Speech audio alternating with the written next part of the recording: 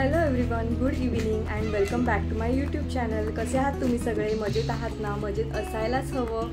खूप खूप आनंदी राहा आणि माझे ब्लॉग्स बघत राहा. तर आज ना मी तुमच्या सगळ्यांसोबत दुधीचा हलवा एक सोप्या पद्धतीने आणि प्रमाणबद्ध पद्धतीने सांगणार आहे की किती प्रमाण घ्यायचं आहे.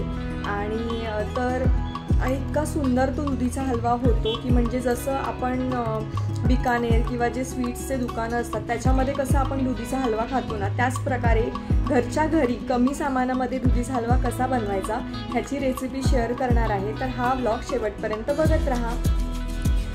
खूप असा रसरशीत आणि खूप ड्रायफ्रूट्सने भरलेला एक घास आपण घेतला तरी पण अगदी मनाला सुख आणि समाधान लागेल असा हा दुधीचा हलवा. दिसायला पण किती सुंदर दिसतोय बघा, कलर पण खूप सुंदर आहे.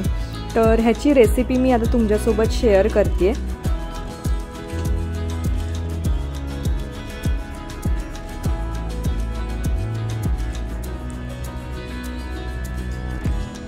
तर सर्वप्रथम आपल्याला एक मोठा दुधी असा घ्यायचा आहे. तो व्यवस्थित आपल्याला धुवून घ्यायचा आहे आणि त्याच्यानंतर आपल्याला एका ग्रेटरच्या साहाय्याने तो व्यवस्थित आपल्याला त्याची सालं काढून घ्यायची आहेत.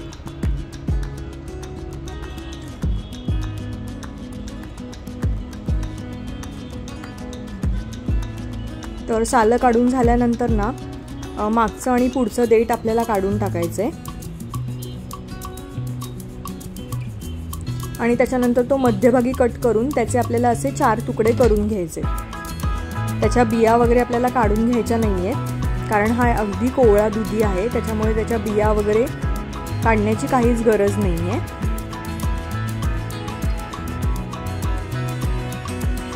तर इकडे मी एक बॉक्स ग्रेटर घेतलं आहे किंवा तुमच्याकडे घरी किसणी असेल तशी किसणी पण घेतली तरी चालेल. आणि आपल्याला तो दुधी जे 4 आपण तुकडे करून घेतलेले आहेत ते व्यवस्थित आपल्याला किसून घ्यायचे, एकदम बारीक बारीक किसून घ्यायचे.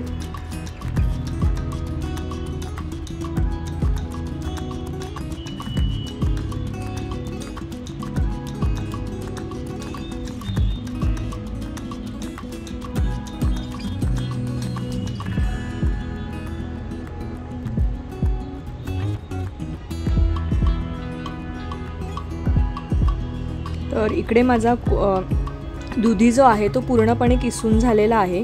तर असाच त्याचा कलर बघा किती छान दिसतोय.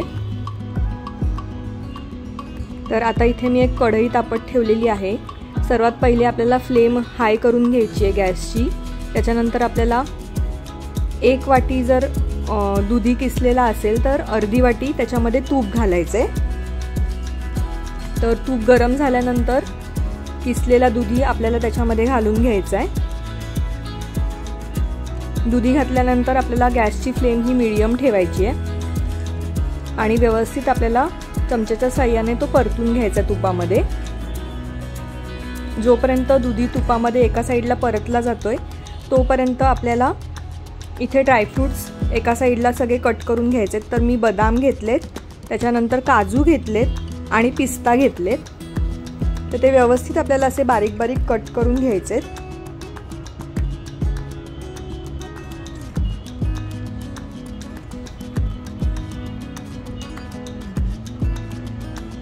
जोवर आपण ड्रायफ्रूट्स कट करून घेणार आहोत तोवर आपला जो काही दुधी आहे तो तुपात व्यवस्थित परतला जातोय.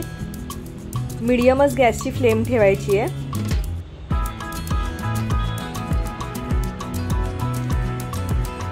इथे मी पिस्ता सुद्धा घेतलेला आहे. तर पिस्ता सुद्धा आपल्याला कट करून घ्यायचा एकदम बारीक बारीक.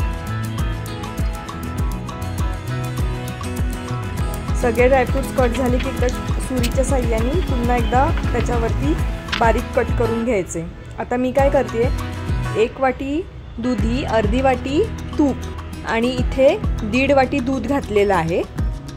दूध घातल्यानंतर थंड जे नॉर्मल टेम्परेचरचं दूध असतं ना तसंच आपल्याला घालायचं आहे आणि दूध घातल्यानंतर आपल्याला व्यवस्थित ते परतून घ्यायचे.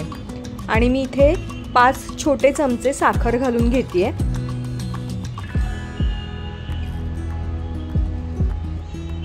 साखर घालून घेतली की आपल्याला पुन्हा ते व्यवस्थित परतून घ्यायचे. आणि आता आपल्याला गॅसची फ्लेम पुन्हा हाय करून घ्यायची कारण आता तो हलवा जो आहे तो आपल्याला आटवून घ्यायचा आहे. दूध घातल्यानंतर जो दुधीचा जो पाणीदार हे पाणी दुधी खूप सोडतं, त्याच्यामुळे आपल्याला तो आटवून घ्यायचा आहे। आणि जे कट केलेले ड्रायफ्रूट्स होते ते अर्धे ड्रायफ्रूट्स आपल्याला ह्याच्यात टाकायचे आहेत आणि अर्धे आपल्याला गार्निशिंगसाठी वर तसेच बाजूला थोडे काढून ठेवायचे।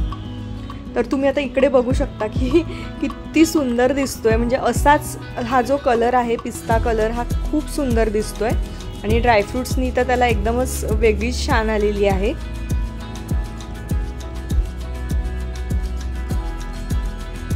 आपल्याला हा परतून घेऊन व्यवस्थित एक 10-1 मिनिटं आपल्याला परतून घ्यायचा आहे हाय फ्लेमवर, म्हणजे तो व्यवस्थित आटून जाईल।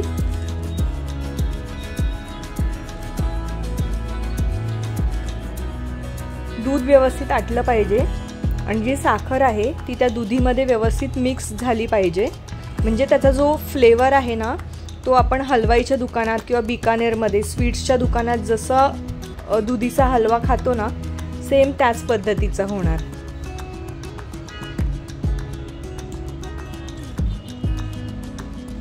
तर जसं जसं हलवा आटत चाललेला आहे तसा तसा दुधीचा कलर थोडासा डार्क होत चाललेला आहे। ते इथे तुम्ही बघू शकता, मध्ये मध्ये आपल्याला तो हलवतच राहायचा आहे।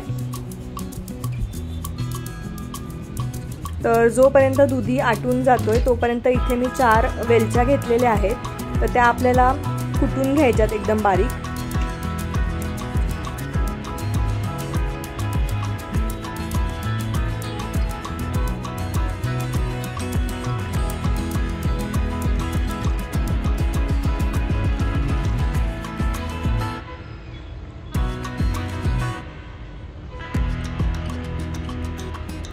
आणि जी कुटलेली वेलची आहे ती सुद्धा आपल्याला त्या हलव्यामध्ये टाकून द्यायची आहे। वेलचीमुळे स्वाद खूप सुंदर येतो, त्याच्यामुळे कुठल्याही गोडाच्या पदार्थात शक्यतो वेलची टाकावीच।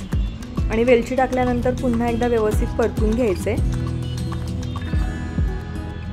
तर आता जो कलर आहे तो अजून गडद झालेला आहे आणि दिसायला खूप अप्रतिम दिसतोय।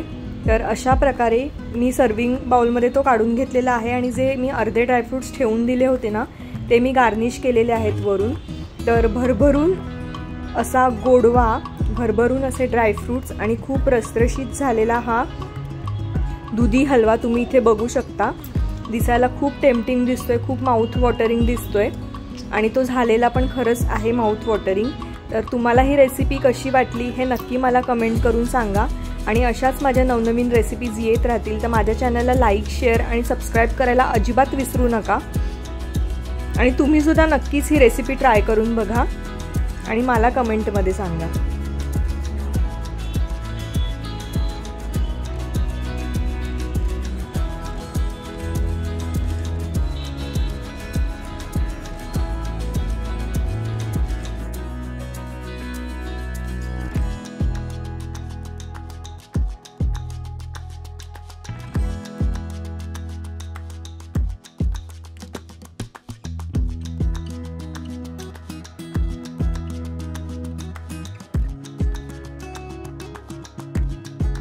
तर दुधीचा हलवा करताना मी तुमच्यासोबत खूप काही टिप्स आणि ट्रिक्स शेअर केलेल्या आहेत। तर हा व्लॉग तुम्हाला कसा वाटला हे मला नक्की सांगा आणि तुम्ही सुद्धा मी ज्या रेसिपी शेअर करते ना त्या घरी कधी तुमच्याकडे पाहुणे येणार असतील किंवा तुम्हाला कधी स्वतःलाही करायचे असतील तर त्या नक्की ट्राय करून बघा, कारण खूप छान होतात। अगदी प्रमाणबद्ध पद्धतीने मी त्या सांगत असते, तुमच्यासोबत शेअर करत असते।